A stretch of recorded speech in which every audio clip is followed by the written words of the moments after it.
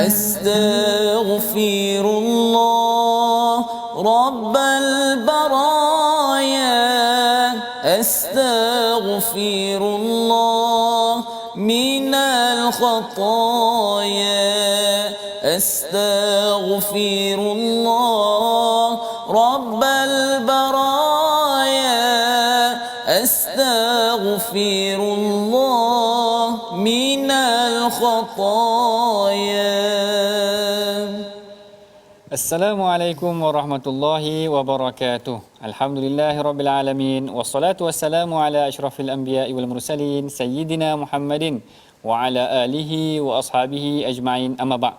Apa khabar tuan-tuan, puan-puan yang berada di rumah sekalian? Mudah-mudahan semuanya berada dalam keadaan yang sihat, sejahtera seperti biasa. Dalam program My Hadis Time kita pada hari ini, saya akan mulakan satu hadis, iaitu hadis berkenaan tentang berbuat baik kepada wanita.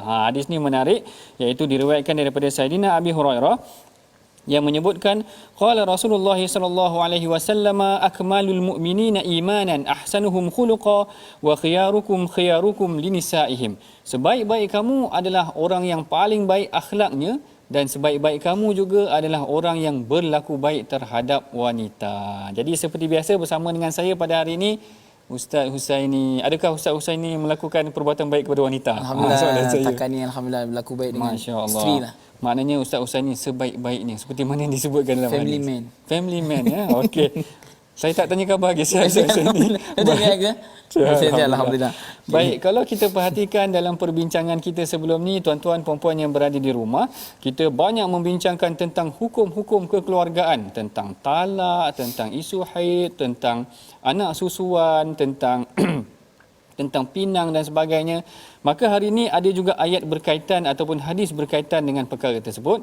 Tapi sebelum tu, mari sama-sama kita dengarkan dulu ayat yang akan dibacakan oleh Ustaz Husaini kita. Silakan Ustaz. Terima kasih Doktor. Assalamualaikum warahmatullahi wabarakatuh. Tuan-tuan dan puan-puan, jom kita buka balik mushaf kita. Kita tengok muka surat yang ke-39, Suratul Baqarah, ayat 238 dan 239. Kita dengar apakah pesanan wahyu yang ingin disampaikan oleh Allah Subhanahu wa taala sebagai pegangan kita dunia dan akhirat, insya-Allah. A'udzubillahi minasyaitonir rajim. Hafizu 'alas salawati was-salatil wusta wa qumu lillahi qanitin.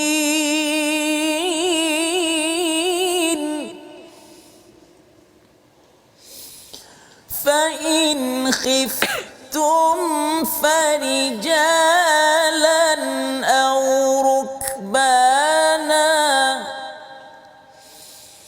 فإذا أمنتم فاذكروا الله كما علمكم ما لم تكونوا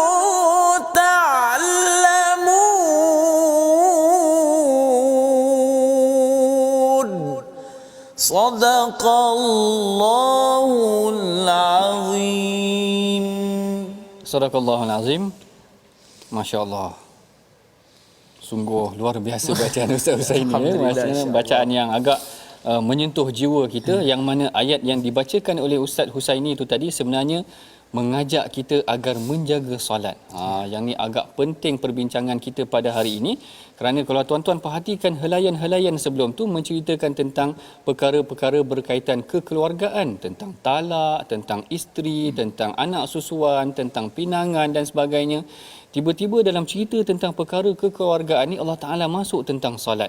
Berkenaan tentang salat ni, mari sama-sama kita bacakan hadis berkaitan juga dengan salat dan kekeluargaan. Hari ini kita telah pilih satu hadis yang diriwayatkan daripada Sayyidina Abdullah bin Amru yang menyebutkan an Abdullah bin Amru bin Al-As qala Rasulullah sallallahu alaihi wasallam muru auladakum bis salati wa hum abna'u sab'i sinin wadribuhum 'alayha wa hum abna'u 'ashrin wa farriqu bainahum fil madaji'i. Daripada Abdullah bin Amr bin Al-As, beliau berkata, Rasulullah sallallahu alaihi wasallam bersabda, "Suruhlah anak-anak kamu mendirikan salat apabila mereka berusia 7 tahun.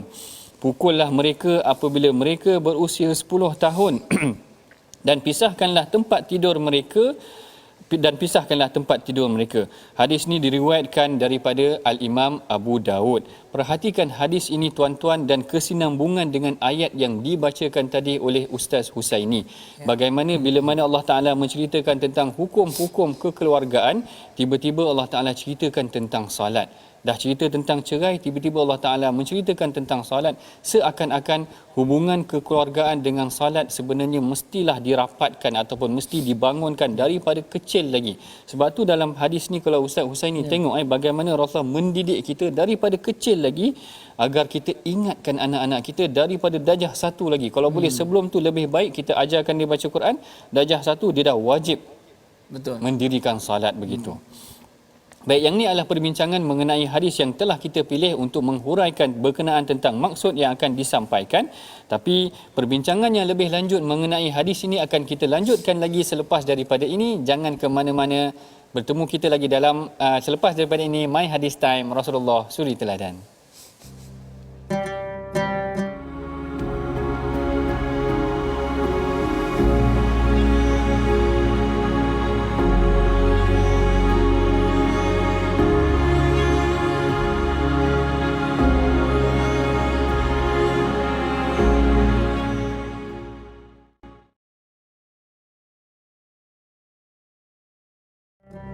Alhamdulillah, bertemu kita lagi dalam perbincangan mengenai tentang hadis berkaitan dengan solat dalam urusan kekeluargaan. Kalau kita perhatikan semula hadis tadi, kita dapati bagaimana Rasulullah bersungguh meminta para sahabat mengajarkan kepada anak-anak mereka mendirikan solat seawal usia 7 tahun. Dan kalau kita perhatikan hadis ni diriwayatkan oleh seorang sahabat yang agak popular juga, namanya Abdullah bin Amr bin Al-As. Baik Ustaz Husaini seperti biasa soalan kuis saya pada Ustaz Husaini hari ini. Abdullah bin Amr bin Al-As ni apa yang Ustaz Husaini pernah dengar mengenai tentang beliau? Tak silap kita pernah ada kan, kita pernah ulang kaji nama sahabat ni. Abdullah bin Amr bin Al-As merupakan sahabat yang memeluk agama Islam sebelum ayah dia. Masya-Allah, masya-Allah. Baik, itu antara salah satu biodata ataupun sejarah Abdullah bin Amr bin Al-As. Mari sama-sama tuan-tuan kita perhatikan dalam slide yang telah kita sediakan mengenai tentang peribadi tokoh perawi kita pada hari ini, iaitu beliau adalah Sayyidina Abdullah bin Amr bin Al-As. Beliau telah memeluk Islam sebelum daripada ayahnya sendiri. Yang ini pandangan yang popularnya sedemikian. Yang kedua, perbezaan umur dengan ayahnya hanya 12 tahun. Maknanya mungkin ayahnya kahwin awal juga waktu muda. Dan yang ketiganya, beliau meninggal dunia pada tahun sekitar 65 hingga ataupun sekitar 65 ke 69 Hijrah. Baik, Sayyidina Abdullah bin Amr ni ada dua perkara yang kalau boleh tuan-tuan ingat menarik mengenai beliau. Yang pertamanya, Sayyidina Abdullah bin Amr ini adalah seorang yang dicemburui oleh Sayyidina Abu Hurairah. Abu Hurairah jealous sikit dengan dia, bukan kerana jealous kerana ilmu. Jealous kerana ilmu, kerana Abu Hurairah kata, aku dengan Abdullah bin Amr ni ada sikit beza kerana dia menulis hadis yang disampaikan oleh Rasulullah. Sedangkan Abu Hurairah ni dia tak dapat nak menulis ke ataupun dia tak rekodkan hadis yang ditulis. Jadi Sayyidina Abu Hurairah kata Abdullah bin Amr ni ada lebih sikit daripada aku, iaitu dia tulis hadis yang ditulis oleh disampaikan oleh Rasulullah ni sendiri. Baik, yang ni mengenai tentang Sayyidina Abdullah bin Amr, perkara yang penting juga yang boleh juga kita ingat berkenaan dengan beliau adalah seorang yang menyampaikan hadis sama juga seperti Abu Hurairah, tetapi beliau menulis hadis yang disampaikan oleh Rasulullah sallallahu alaihi wasallam. Baik, masuk kepada perbincangan kita mengenai tentang solat dalam kekeluargaan ataupun solat dalam urusan keluarga ni. Kalau kita perhatikan hadis tadi, Rasulullah meminta kita mendidik anak kita seawal 7 tahun untuk mendirikan salat. Bila kita buka-buka sirah ataupun sejarah para nabi yang terdahulu, rupanya para nabi terdahulu pun memang itu yang ditrainkan anak-anak mereka. Kalau tuan-tuan masih ingat doa Nabi Ibrahim dia berdoa kepada Allah Ta'ala, dia kata Rabbi ja'alni muqimas salah wahai Tuhan aku, jadikan diri aku ni orang yang mendirikan solat, wa min zurriyati, dan seluruh keturunan aku, Rabbana wa taqabbal du'a, wahai Tuhanku perkenankanlah. Maknanya last sekali tu doa Nabi Ibrahim ni, dia minta Allah Taala perkenankan doa dia.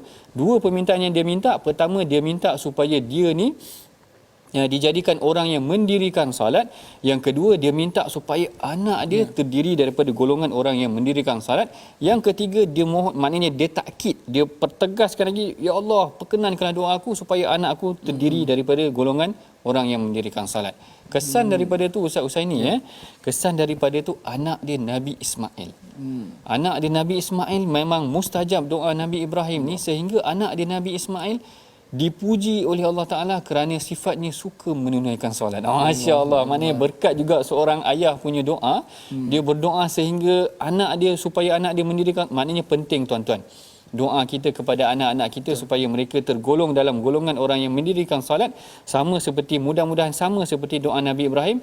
Bila dia berdoa, akhirnya Allah Ta'ala perkenankan anak dia Nabi Ismail. Allah Ta'ala puji dalam Quran. Allah Ta'ala kata, wa kana ya'muru ahlahu bis-salah waz-zakah wa kana 'inda rabbih mardiyya. Sesungguhnya Allah Ta'ala sifatkan Nabi Ismail, dia adalah seorang yang rajin menyuruh anak dia solat. Bukan saja dia mendirikan solat, dia rajin suruh anak dia menunaikan solat dan zakat. Wa kana 'inda rabbih mardiyya, dan dia adalah orang yang diredai oleh Allah Ta'ala. Macam tu juga perkara-perkara ni kalau kita perhatikan, dia seakan-akan Ustaz Usaini, maknanya sejarah para nabi dahulu bermula dengan Nabi Ibrahim, bermula dengan Nabi Ismail. Kemudian kalau Ustaz Usaini perasan, Luqman Al-Hakim, seorang anak yang cergas dan cerdas macam tu. Betul. Dia bahkan kalau kita perhatikan dalam surah Luqman sendiri, menceritakan bagaimana dia mengajar anak dia mendirikan solat. Maknanya penting sebenarnya solat ni dari aspek kekeluargaan. Begitu juga menurut riwayat Al-Imam Tabari. Al-Imam Tabari pernah menceritakan seorang sahabat nama dia Zaid bin Aslam pernah bermalam di rumah Saidina Umar Al-Khattab. Dia pernah bermalam di rumah Saidina Umar Al-Khattab, dan dia dapati Umar ni rajin mendirikan qiyamul lail. Masya-Allah. Ini yang kita segar ni, para sahabat dahulu, orang dia dah rapat dengan Rasulullah, kemudian dia rajin beribadah. Saidina Abdullah bin Umar ni dia rajin mendirikan qiyamul lail, sehingga selesai dia mendirikan qiyamul lail, dia kejut ahli keluarga dia. Masya-Allah. Maknanya kalau saya ingat sebelum ni kita pernah cerita tentang Abu Hurairah sendiri. Saidina Abu Hurairah pun sama juga, ada sahabat tidur di rumah dia, perhatikan hidup dia, Abu Hurairah ni dia bangun malam sampai satu tempoh dia akan kejutkan isteri dia, sampai satu tempoh dia akan kejutkan anak dia. Ingat kan maknanya? Para sahabat ni masya-Allah, maknanya qiyamul lail, solat ni menjadi satu rutin buat mereka. Yang ni yang kita kena tanamkan dalam keluarga kita juga. Ingat tak hadis yang Rasulullah sebutkan, rahimallahu rajulan, Rasulullah kata Allah Ta'ala merahmati seorang lelaki yang qumul lail, dia mendirikan malam, kemudian dia mengejut isteri dia. Kalau isteri dia susah nak bangun, dalam hadis tu menyebut dajjah, maknanya dia percikkan sikit air, dia manja-manja pada isteri dia supaya bangun malam. Macam tu. Kalau ayah saya tak, dia simbah air tu. Itu bakul. Itu maknanya itu dah pukul 6.30. 6.30 simbah air tu. Terus. Kalau qiyamul lail tu maknanya mungkin boleh genjis lagi. Mudah-mudahan bangunlah. Maknanya sebab apa? Rasulullah mendoakan rahmat Allah. Rasulullah kata rahimallahu rajulan, Allah Ta'ala merahmati lelaki yang bangun qiyamul lail, dia kejut pula isteri dia kejut pula anak dia. Sebab itulah kita perhatikan bagaimana Saidina Umar, Saidina Abu Hurairah, orang yang tidur di rumah mereka, dapat perhatikan mereka inilah sahabat yang mendirikan malam, kemudian dia kejut ahli keluarganya, kekuatan mereka pada salat. Baik, perbincangan lanjut selepas daripada ini. Jangan ke mana-mana. My Hadis Time, Rasulullah Suri Teladan.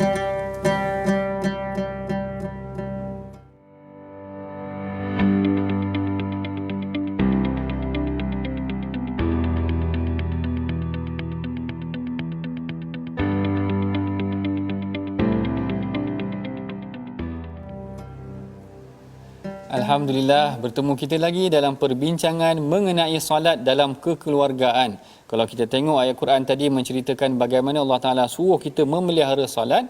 Kemudian dalam hadis kita perhatikan bagaimana Rasulullah mendidik para sahabat, meminta para sahabat didik anak-anak daripada kecil menunaikan salat. Jangan tinggalkan salat.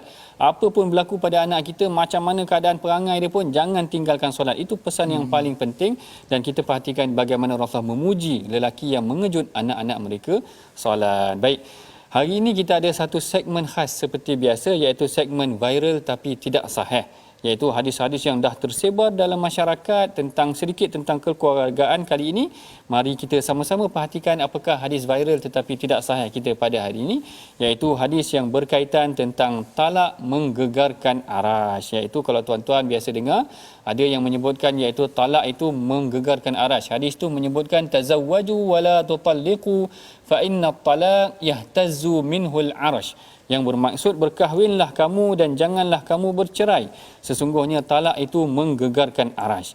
Hadis ini telah dinilai sangat lemah sebenarnya oleh beberapa ulama hadis seperti Al-Imam Sakhawi, Al-Imam Suyuti, begitu juga dengan Ibn Iraq Al-Kinani dan sebagainya. Bahkan yang lebih dahsyat lagi, sebahagian ulama meletakkan hukumnya sebagai palsu pun ada. Tetapi kat sini kita berpegang kepada hadis itu lemah kerana hadis ni mempunyai masalah dari aspek perawi dan sebagainya, dan kadang-kadang orang pun faham bahawa sebenarnya talak ini adalah isu yang dibenarkan dalam agama. Betul lah, Allah Ta'ala itulah jalan yang sebaik-baik, bukan jalan yang sebaik-baik, jalan yang paling last untuk kita selesaikan masalah rumah tangga, tetapi dia bukanlah satu yang digalakkan. Bukanlah satu yang digalakkan. Baik, yang ini mengenai tentang hadis yang viral tetapi tidak sahih. Baik, kita masuk kepada isu semasa berkenaan tentang mendirikan salat ini tadi dalam isu kekeluargaan. Kalau kita perhatikan Ustaz Husaini, ada di kalangan kita ataupun ada di kalangan anak-anak muda, dia tak suka ayah dia kejut salat ni. Ataupun kalau duduk sekolah asrama ni, dia boleh memberontak seakan-akan mengganggu urusan peribadi dia. Apa pandangan Ustaz Husaini? Boleh ke kita dianggap mengganggu ke hak kanak-kanak dia tu tadi? Dia kalau di negara lain mungkinlah, tapi bukan di Malaysia. Sebab apa, kita melihat tumbuhnya akhlak manusia itu sendiri bermulanya daripada kanak-kanak tersebut. Masya-Allah. Kalau tidak daripada kanak-kanak tersebut, bila masa lagi kita nak didik anak-anak itu untuk solat daripada kecilnya. Kalau dah besar, orang kata lagi masalah lah. Dah keras dah hati. Allah. Sebab apa, kalau dalam perkahwinan pun begitu juga, doktor. Sebab ada kata kajian tu, ada seorang penceramah dia kata totally daripada penceraian berlaku itu daripada solat. Suami tidak solat, isteri tidak solat, maka berlaku keadaan seperti itu, seperti penceraian dan sebagainya. Masya-Allah. Kita berharap mudah-mudahan dalam situasi kita hari ini sebenarnya untuk solat bersama dengan anak-anak lebih mudah sebenarnya, Ustaz Husaini, sebab dalam tempoh pandemik Covid dan sebagainya ni kita terhad, maknanya kita nak pergi ke masjid tak boleh, anak-anak yang bawah 12 tahun tak boleh pergi ke masjid. Jadi sebenarnya inilah peluang kita, tuan-tuan, puan-puan, anak-anak muda-mudi yang baru memulakan perkahwinan, masih ada lagi anak-anak kecil, maka kita solat berjemaah dengan mereka. Maknanya dirikan solat dengan mereka, kalau ada peluang baca Quran dengan mereka, dapat solat berjemaah dengan mereka lebih baik. Saya teringat satu riwayat daripada Musannaf Abdul Razak, kalau tak silap saya, menyebutkan seorang lelaki yang pernah menyertai perang Badar, yang mana lelaki ni bila anak dia balik rumah, dia tanya adraktas salah ma'ana. Yang itu soalan paling power sekali. Anak dia balik rumah aja dia tanya, engkau dah solat dah? Bukan kau dah solat. Maksudnya adraktas salah ma'ana ni maksudnya engkau sempat tak solat jemaah dengan aku tadi? Dengan kami tadi. Maknanya betapa dia menekankan tentang penting solat berjemaah. Kita kadang-kadang anak balik rumah kita tanya ada kerja rumah ke, macam mana sekolah tadi ke. Tapi sahabat dulu, ada seorang sahabat ni tanya, engkau sempat tak solat jemaah dengan kami tadi? Betapa mereka menekankan solat berjemaah. Baik, kita telah pun hampir sampai ke penghujung rancangan. Mari sama-sama kita baca resolusi daripada pengajian hadis kita pada hari ini. Yang pertama, kita hendaklah mendidik keluarga kita agar sentiasa menjaga solat seperti solat di awal waktu. Yang kedua, suami hendaklah mengejutkan isteri untuk bangun menunaikan solat, begitulah sebaliknya. Dan yang ketiga, menangani masalah rumah tangga dengan memohon bantuan daripada Allah melalui solat. Baik, ini adalah 3 pengajaran penting yang kita boleh pelajari dan amalkan pada hari ini. Seperti biasa, saya menyeru kepada tuan-tuan, puan-puan yang berada di rumah agar marilah bersama-sama kita menyumbang kepada tabung gerakan Al-Quran, tabung yang akan kita gunakan untuk memperkasa dan memperbanyakkan lagi program pengajian Al-Quran dan hadis kita. Baik, kita telah pun hampir sampai kepada penghujung rancangan. Seperti biasa, saya menyeru, mari sama-sama kita mengangkat tangan. Kita berdoa kepada Allah Ta'ala. Mudah-mudahan Allah Ta'ala merahmati, memberkati kita dan menjadikan diri kita dan anak-anak kita orang yang rajin dan tidak tinggal untuk menunaikan solat. Saya persilakan Ustaz Husaini untuk memimpin bacaan doa. Terima kasih Doktor. InsyaAllah tuan-tuan dan puan-puan, sama-sama kita angkat tangan kita, niatkan dalam hati kita, mudah-mudahan Allah menjadikan kita keluarga yang suka akan solat bersama-sama. Ya, mudah-mudahan Allah campakkan sifat suka untuk beribadat kepada Allah Subhanahu wa taala.